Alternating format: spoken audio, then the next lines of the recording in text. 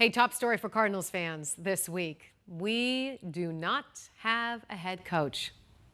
So, what went wrong with Jonathan Gannon? Hey, over here. How did he get here? How did we get here again? And when could we have a new coach? So I sat down with 12 Sports Cameron Cox to get your questions answered. Let's send it over to our interview. I guess from your perspective, surprised at all how it went down with Jonathan Gannon being let go? I'm surprised because I didn't think Michael Bidwell would do it, Emma. Really? Knowing him for Why? knowing him for as long as I've known him, Emma, I, Yeah. I just thought he was going to give Gannon another chance for a Yeah. couple of reasons. One, I know he likes Jonathan Gannon. They have a lot of respect for Jonathan Gannon. You won't go through the Cardinals building, Emma, and find people that don't like the guy or don't think he's a great coach or doesn't think that he set a really good culture Mm. inside that building. Players like playing for him.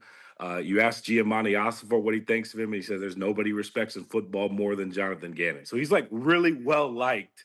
And then plus they led the league in injuries. Okay. And so it's like you knowing Michael and just how they've made decisions in the past, you just didn't think he was gonna do it. And Mm. fire him before his contract's up, then you got to keep paying him.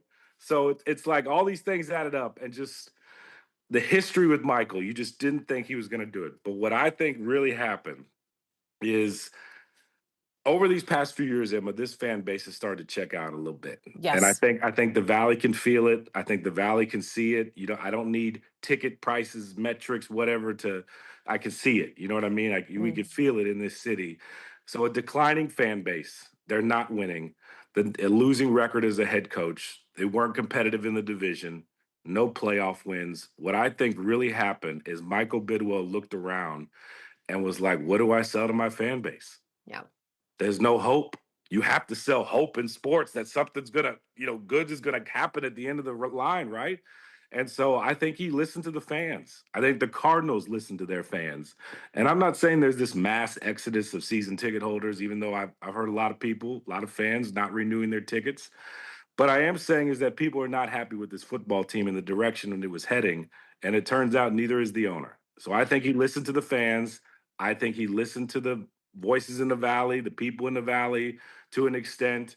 He mentioned it. He thought the team wasn't heading in the right direction. He mentioned it several times that they just didn't win enough. I'm a little surprised to hear that he was so well liked in the building So because well liked. as a fan, I felt like he was completely checked out and disconnected from the Valley. That was my opinion. I don't Yeah. think he did much to the last coach that I feel like nailed community and nailed fan connection was BA, Bruce Arians, without a doubt. And I think that I don't understand why other coaches don't take a page out of his playbook when it comes to community. Jonathan Gannon was not very good at connecting with Valley fans. And like Kenny Dillingham too as well. It's interesting. Like Yes. coaches like Kenny and BA, when losses happen, it affects them and Yeah. they show it. Yes. And I know some Yes. head coaches are different. Some believe they got to be real stoic on the sidelines and this important figure, and they got to be, they can't show that emotion all the time. I know behind the scenes, JG is a fiery guy. And I know from talking with the players that he was a guy that a lot of people could relate to behind the scenes. But in front of the We camera, never saw you that. never saw it, Emma. You never Mm. saw it. I don't think he connected with the community very well. Not at all. I feel like they do have an opportunity now to hopefully turn things around, but it's a really big decision, and they've gotten it wrong so many times since Bruce Arians has left when it comes to picking a head coach. Who are the front runners that we need to know right now? And in your opinion, who's the right choice? They've had 7 winning seasons since they moved to the Valley. 7. Isn't that crazy? That's sad. That's crazy. Who are the front runners? Well, Emma, listen, Baltimore Ravens recently fired head coach John Harbaugh. Okay, Okay. so I'm so excited about this option, Yeah. but what are the chances? 50-50. Oh, And the reason I say 50-50, Emma, all right, here, listen. He's one of the highest paid coaches in the NFL. right. $18 million. It's like third highest on the list this season. That's a lot of money, right? It's a lot of Insane. money for a head coach. I could never in a million years see Michael Bidwell forking up that kind of cash. But here's the deal. When you're fired by a team, you got some money left on that contract. Chances are the Ravens have to pay some of that.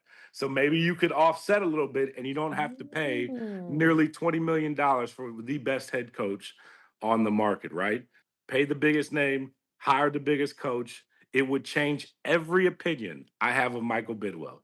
And it would send like a bolt of lightning through this fan base. I could not agree more. Obviously, Yeah, what we are doing is not not working. working. It's So not working. this would be the opposite and could change it all right away. So when could we hear a decision from the front office? Well, Cam says possibly within a week, maybe not until after the Super Bowl. If the decision takes longer, though, than a week or two, then our chances of getting Harbaugh will just go down and down.